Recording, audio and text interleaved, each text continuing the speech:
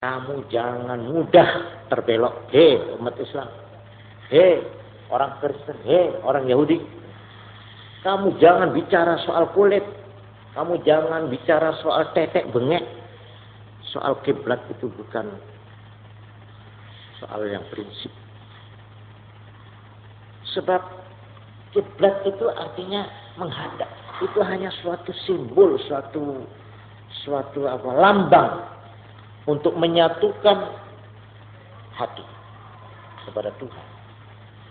Jadi oleh karena itu disinilah ayat ini kemudian menuturkan bahwa intisari daripada yang dinamakan agama itu bukan masalah kiblat itu, tapi di sini lalu diterangkan di dalam ayat 177. Itu laisal birra an tuwallu wujuhakum qibalal masyriq wal maghrib. Seterusnya. Nah, mari sekarang saya artikan ini satu demi satu, kalimat demi kalimat. Laisal birra, bukanlah yang dinamakan al-birra kebajikan yang merupakan inti agama, antuwallu wujuhakum, untuk menghadapkan wajahmu fi sholati, di dalam waktu sembahyang, qibalal masyriq wal maghrib, ke arah timur dan barat. Itu bukan soal pokok. Walakinnal birra, tetapi yang dinamakan intisari kebajikan agama, nah, ialah man amana, orang yang beriman billahi kepada Allah, wal yaumil akhiri, dan hari terakhir, hari kiamat, wal malaikati, dan para malaikat, wal kitabi, dan semua kitab-kitab, ayil kutubi, semua kitab-kitab suci, wan nabiyina, dan nabi-nabi, semua nabi-nabi yang jumlahnya 124.000, tetapi yang disebut di dalam Quran hanya 25 orang yang disebut namanya. Tapi jumlahnya seluruhnya 124.000. Ini satu yang dinamakan pokok intisari kebajikan al-birru di dalam agama. Semua agama, bukan hanya agama kita ini, agama Islam, semua agama. Iman. Lalu yang kedua, wa atal mala ala hubbi, orang yang mau menyerahkan harta bendanya ala hubbihi, padahal dia masih senang kepada hartanya itu, masih eman. Wa ala hubbihi, ma'a hubbihi lahu, padahal dia masih senang kepada hartanya itu, diserahkan kepada zawil qurba, famili-famili, ayil qarabah, wal yatama, anak-anak yatim, wal masakina, dan anak-anak miskin, wa ibnis sabil, dan musafir, ayil musafir, wasailin, dan mereka yang meminta-minta, at-talibin, yang meminta, wa fir riqabi, dan aywa fi fakir riqab, untuk membebaskan hamba sahaya, al-mukatabina, orang yang akan menebus dirinya, hamba sahaya yang akan menebus dirinya, wal asra, dan para tawanan-tawanan yang membutuhkan uang, tapi karena tidak cukup, mereka dibantu. Ini dua. Ini inti agama. Nomor 3, waqamas shalah, yang mau menegakkan sembahyang, hubungan tetap antara dirinya dengan Tuhan. Berapa itu? 3 ya. 4, wa ataz zakah, dan mau menyerahkan zakat. 5, wal mufuna bi ahdihim, mereka yang memenuhi janjinya. Iza ahadu, apabila mengadakan perjanjian Allah kepada Allah, awin nasa, atau manusia. Jadi perjanjian dalam arti luas. Di dalam tafsir Jalalain dikatakan zakat ayil mafruḍah yang telah diwajibkan. Wa ma qablahu sedang yang sebelum ini fit tatawwu di dalam arti sukarela. Wa atal mala menyerahkan uang, nah itu sukarela. Tapi kalau ini wa ataz zakata wajib. Jadi ada dua pengeluaran. Pengeluaran sukarela atas kesadaran beri kemanusiaan. Lalu ada lagi pengeluaran yang disebut zakat yang wajib. Kemudian selanjutnya wasabiri, orang yang tabah. Fil ba'sa'i wad-dharra'i wa khiyas. Tabah dalam 3 keadaan. Ini sengaja disebut 3 ini karena dalam keadaan 3 ini diperlukan ketabahan yang tinggi sekali, yaitu fil ba'sa'i, di dalam syiddatil faqri, sangatnya kemelaratan. Dalam arti material, tidak punya uang, melarat, tapi tabah. Ini 1. 2, keadaan wad-dharra'i, dalam keadaan sakit parah. Orang kalau sudah tertimpa sakit, ini betul-betul membutuhkan ketabahan hati. Dan yang ketiga, keadaan wahinal ba's, pada saat berperang, campuh. Jadi pada waktu menghadapi waktu syiddatul qital, waktu hebat-hebatnya peperangan fisabilillah di dalam membela agama Allah. Inilah intisari daripada agama itu. Bukan masalah menghadap kiblat, itu kan soal menghadap saja. Bisa saja dirubah-rubah itu oleh Tuhan tentunya, ya. Itu seperti yang terjadi di zaman Nabi, dirubah kiblat itu. Itu bukan soal prinsip. Malah Tuhan mengatakan, jangan kamu mengira bahwa kalau orang menghadap ke Baitul Maqdis itu menandakan Tuhan itu ada di Baitul Maqdis. Tidak. Kemudian dipindah oleh Tuhan, dirubah menghadap ke Ka'bah. Itu tidak berarti bahwa Tuhan berada di Ka'bah. Tidak. Itu hanya satu lambang untuk menyatukan hati. Tapi sebenarnya Allah di mana? Ainama tuwallu fatamma wajhullah. Kemana saja kamu berpaling menghadap, di sana Tuhan. Bukan soal yang pokok itu ini. Nah, ini diterangkan. Orang-orang ulaikal mausufuna bima dzukira.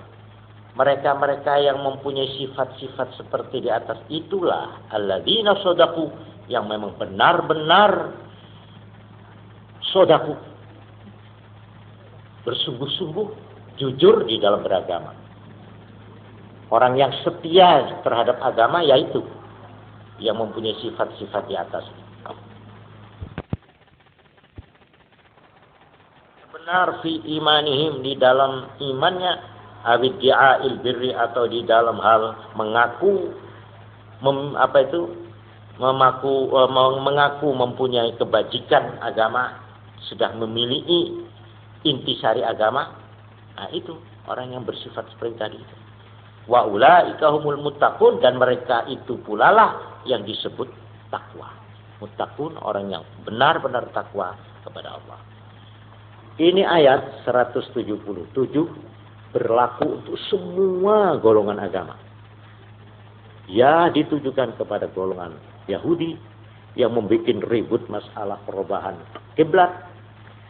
Juga ditujukan kepada golongan orang musyrikin di Mekah yang juga mengobarkan masalah perubahan kiblat ini dengan mengatakan, bagaimana Muhammad itu kiblatnya menghadap ke Ka'bah, tapi mereka tidak mau mengikuti agama kita, agama musyrik. Walhasil masalah perubahan kiblat bagaimana sudah lalu kita pelajari, dibikin ribut. Nah, ayat ini merupakan palu godam dari Tuhan untuk memperingatkan kepada orang Yahudi, juga kepada orang musyrikin, dan sekaligus kepada pengikut-pengikut Nabi Muhammad SAW. Ini arti secara kalimat demi kalimat. Sekarang perlu kamu catat ini, supaya kita dapat memahami secara agak mendalam. Coba itu yang nimbo itu suruh berhenti. Suruh berhenti.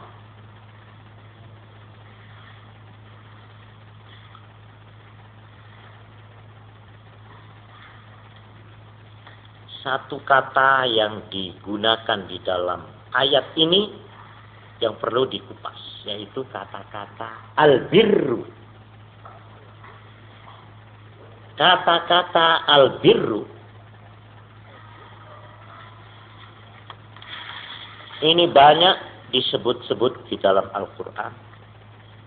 Bukan hanya di dalam ayat ini. Umpamanya ayat wa ta'awanu 'alal birri wat taqwa. Ada lagi ayat lan tanalul birra hatta tunfiqu mimma tuhibbun.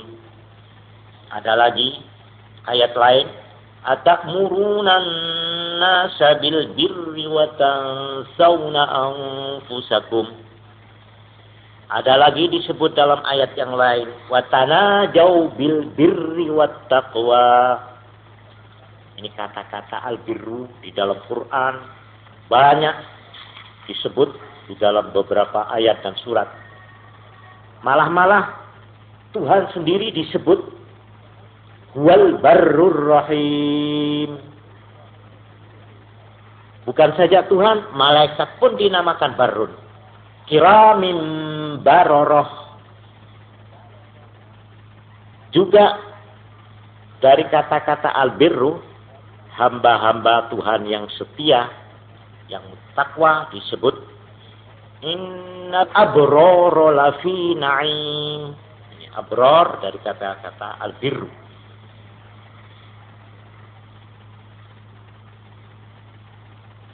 Oleh karena itu, dengan singkat, albirru ini ada dua tempatnya. Satu, albirru untuk hamba, untuk makhluk.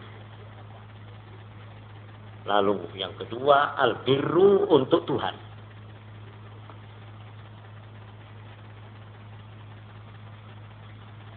Dengan menggunakan ayat-ayat yang menyebut tentang albirru di dalam Quran, ya macam-macam surat dan macam-macam ayat, maka bisa diambil kesimpulan bahwa yang disebut atau yang dimaksud dengan albirru,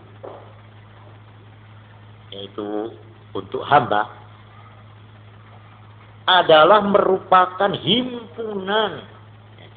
Sekali lagi saya ulangi, sekumpulan, himpunan dari yang namanya kebajikan-kebajikan yang meliputi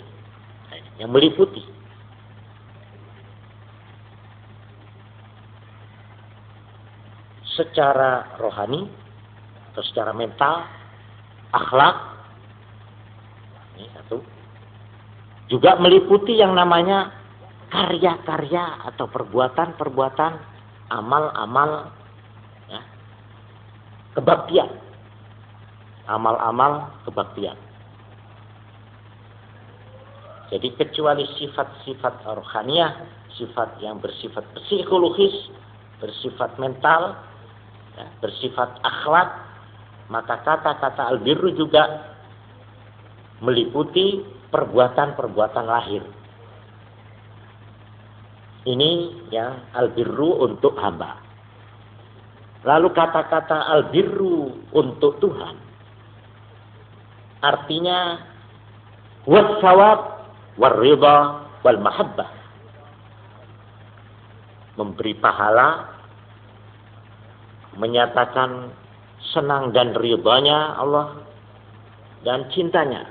Jadi pahala, keridhaan dan kecintaan Tuhan itu disebut albirru. Nah, titik. Sekarang secara singkat dari ayat 177 ini, ya, maka kita bisa membagi menjadi 3 kelompok albirru. Albirru yang disebut di dalam ayat 177 surat Baqarah ini bisa kita jadikan 3 kelompok. Coba sekarang supaya pemahaman kita terhadap ayat ini sedikit mendalam, perlu saya terangkan tentang 3 kelompok ini secara singkat.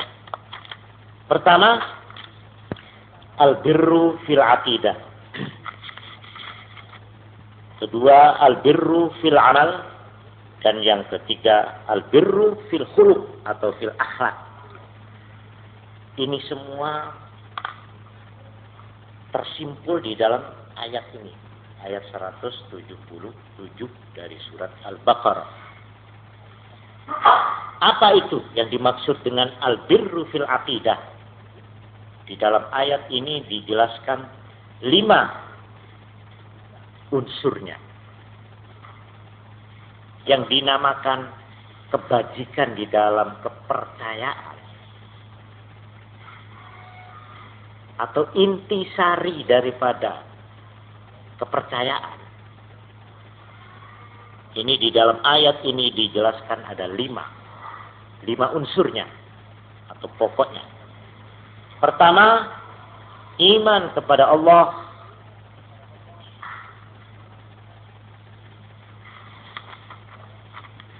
di dalam 2 segi. Percaya kepada Allah dengan sifat rububiyahnya. Dan yang kedua, percaya iman kepada Allah dengan sifat uluhiyahnya. Artinya rububiyah, Tuhan sajalah yang menciptakan segala-galanya, yang memberikan pertolongan, yang memberikan an-nafi'ud dar, yang memberi keuntungan, memberikan kecelakaan, yang mengangkat orang, yang menjatuhkan, yang membuat mulia, membuat hina, yang menggenggam, yang melepas, yang berkuasa. Ini semua rububiyah. Kemudian uluhiyah dalam arti kita memulangkan segala-galanya kepada Tuhan. Minta kepada Tuhan, menyembah kepada Tuhan.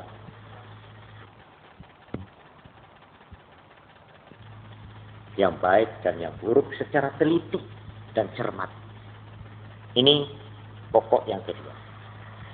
Iman kepada Allah, iman kepada hari pembalasan, hari kiamat. Ini merupakan titik tolak dan titik akhir. Perjalanan manusia ini dimulai dari titik pertama, yaitu diciptakan oleh Allah, lalu beramal, sampai kepada titik akhir, yaitu dibalas, hari pembalasan. Ini 2 ujung.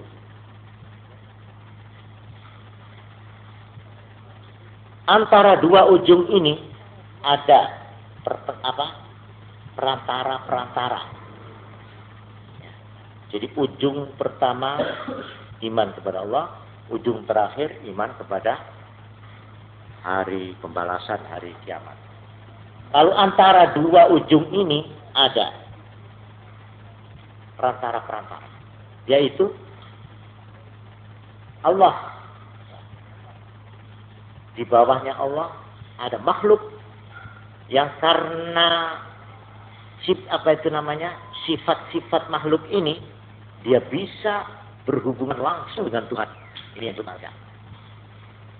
langsung secara bebas dengan Tuhan, dengan Allah. Lalu di ujung yang sebelah bawah, di mana ini Tuhan, di sini manusia. Ini ada lagi makhluk. Yang makhluk ini karena sifat-sifatnya manusia biasa. Dia itu langsung berhubungan dengan namanya manusia. Tetapi dalam pada itu dia mempunyai sifat-sifat rohani yang bisa menghubungkan dia dengan malaikat. Nah, inilah yang disebut nabi. Jadi ujung yang paling pojok Tuhan. Ya, ini yang paling di atas sendiri. Di bawahnya itu malaikat. Ini yang langsung berhubungan secara bebas dengan Tuhan. Lalu untuk menyampaikan firman-firman itu diperlukan perantara yang ada di sebelah bawah, yaitu yang disebut nabi-nabi. Nabi-nabi ini karena sifat manusia, ya langsung dengan manusia, tetapi karena sifat-sifat ketinggian rohaniahnya, dia itu bisa berhubungan langsung dengan malaikat. Lalu apa yang dibawa oleh malaikat? Yang diserahkan oleh Allah kepada malaikat, lalu malaikat kepada nabi, lalu nabi kepada manusia, inilah yang dinamakan Alkitab atau wahyu. Ini 5 unsur daripada al-birru fil aqidah. Nah, ini secara singkat, saya tidak usah panjang lebar. Jadi kalau saya boleh gambarkan secara singkat, ya, al-birru yang dinamakan intisari kebajikan di dalam kepercayaan agama itu mempunyai 2 ujung. Ujung di mana ujung tolak atau start, yaitu iman kepada Allah. Lalu berakhir titik akhir, yaitu hari kiamat, hari pembalasan. Di tengah-tengah ini, ya, di tengah-tengah antara 2 ujung ini, ya, ada yang namanya perantara yang menghubungkan antara 2 ujung itu. Nah, perantara ini terdiri dari 3, yaitu malaikat, terus apa? Nabi, terus kitab. Dengan demikian komplit. Nah, ini 5 unsur daripada yang dinamakan al-birru fil aqidah. 1. Yang kedua, kelompok yang kedua al-birru fil amal. Nah, ini saya minta kesabaran untuk mengikuti ini supaya lengkap pengertiannya. Secara singkat saja. Al-birru fil amal, intisari yang dinamakan perbuatan bajik atau perbuatan baik di dalam agama itu intinya disebut al-birru fil amal. Ini boleh disingkat kembali kepada 2 pokok. Yaitu pokok yang pertama, pengorbanan diri. Dan kedua, pengorbanan harta. Jadi yang pertama, pengorbanan diri ini, nyawa kalau perlu. Pengorbanan diri, dan yang kedua, harta.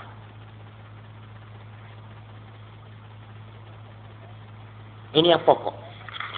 Pengorbanan diri ini dilambangkan di dalam ayat ini dengan disebut as-shalah, sembahyang. Ini penyerahan, pengorbanan, pemasrahan diri. Ini disebut di dalam ayat ini sholat pertama.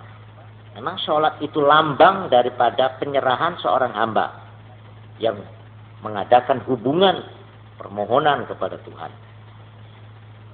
Ini penyerahan yang dimulai dengan kata-kata Allahu Akbar. Hanya Allah lah yang maha besar. Ini penyerahan diri. Lalu penyerahan harta digambarkan di dalam ayat ini di dalam 2 bentuk.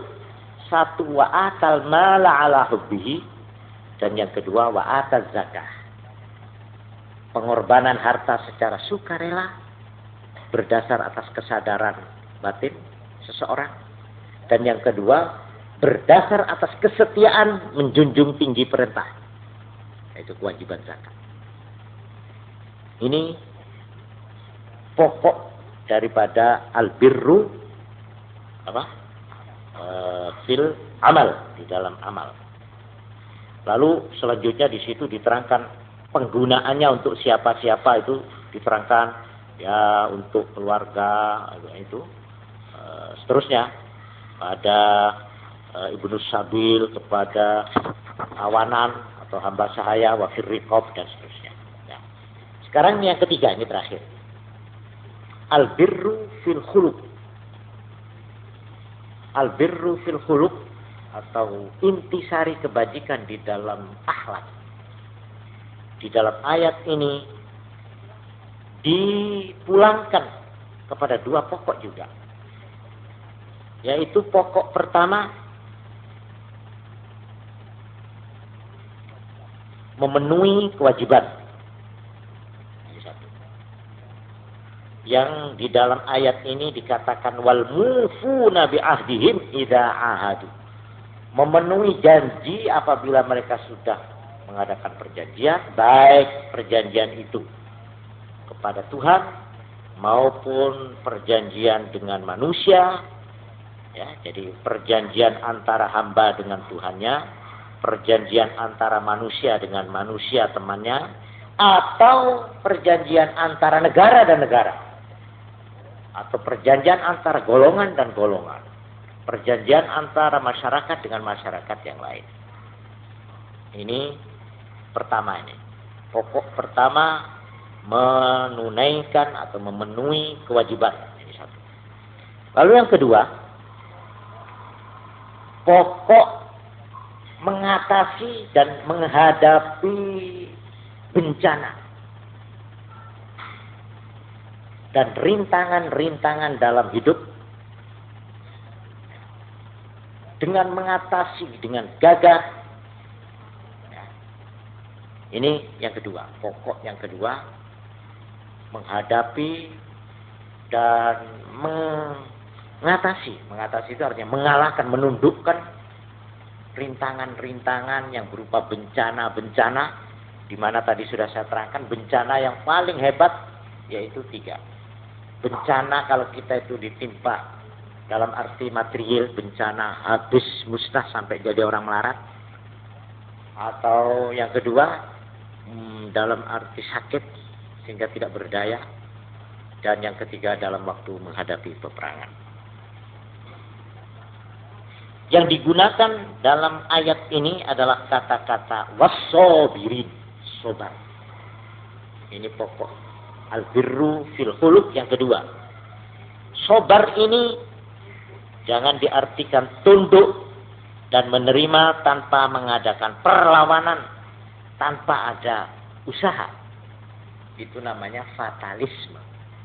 Itu tidak dibenarkan oleh agama. Menyerah kalah dalam arti tunduk ya, dan tidak mengadakan usaha ikhtiar untuk mengatasi, itu bukan sabar. Sabar menurut ayat ini ialah perjuangan untuk menghadapi ini rintangan-rintangan. Kalau boleh saya katakan, ketabahan untuk mengadakan perlawanan dengan mencari usaha-usaha untuk membebaskan diri daripada rintangan-rintangan. Rintangan dalam arti yang seluas-luasnya, tapi di sini yang ditonjolkan adalah 3. Dalam 3 keadaan ini diperlukan ketabahan dan sifat gagah dari seseorang yang menyebut dirinya orang beragama untuk mengatasi dan mengalahkan 3 keadaan itu, yaitu di sini diterangkan fil ba'sa, di dalam kefikiran penderitaan material. Di sini diperlukan ketabahan. Orang yang di dalam ba'sa, di dalam penderitaan material, dia sanggup memelihara imannya, dia sanggup mengatasi kesulitannya. Ini orang namanya menggenggam al-birru fil khuluq. Intisari kebajikan di dalam akhlak agama. Ini ya keadaan yang pertama. Keadaan yang kedua disebut di sini wabarra. Di dalam keadaan sakit bagaimanapun, dia tidak kehilangan Tuhan. Dia tidak kehilangan iman. Dia tidak kehilangan pikiran yang kuat, mental yang kuat untuk berusaha mengatasi Jangan karena sakitnya itu dia lalu menjadi lupa kepada Tuhan, lupa sampai apapun, menyerah kalah. Itu tidak dibenarkan. Lalu yang ketiga, keadaan yang disebut di sini yaitu wahinal ba'as, pada saat campuhnya peperangan. Memang diperlukan ketabahan mental, sifat gagah. Inilah yang disebut al-birru fil khuluq.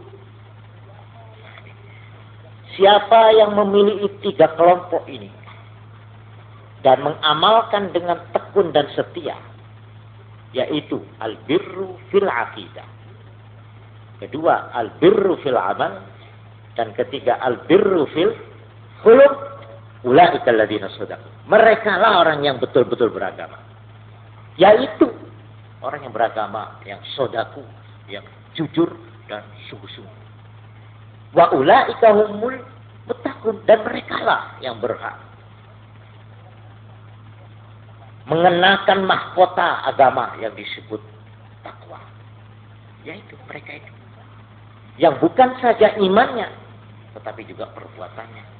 Bukan saja perbuatannya dalam arti kepada Tuhan, tapi juga terhadap sesama, dalam arti kemasyarakatannya. Bukan saja dalam itu, tapi kejujuran batinnya, ketabahan mentalnya, ketabahan rohaninya. Orang yang sudah bisa mengamalkan ini, maka di atas dasar al-birru, 3 al-birru inilah ayat-ayat nanti 178 seterusnya sampai akhir surat Baqarah, Kanjeng Nabi Muhammad SAW diperintahkan untuk menyusun masyarakat Islam. Jadi ayat 177 ini adalah fondamen daripada pembinaan masyarakat yang digambarkan nanti di dalam ayat-ayat berikutnya, yang harus digarap oleh Kanjeng Nabi Muhammad SAW di kotanya, di kota pengungsiannya itu, yaitu kota Madinah Al-Munawwarah. Nah, ini saya kira cukup cukup penting ayat ini untuk dikaji berulang-ulang. Sebab inilah asas kalau orang mau mendirikan masyarakat, mau memberikan negara, ya ini asasnya.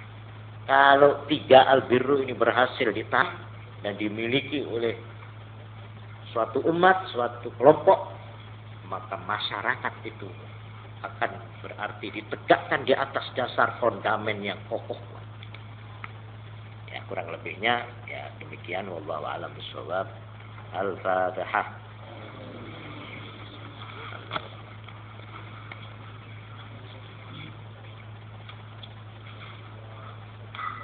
Allahumma shalli ala Muhammad.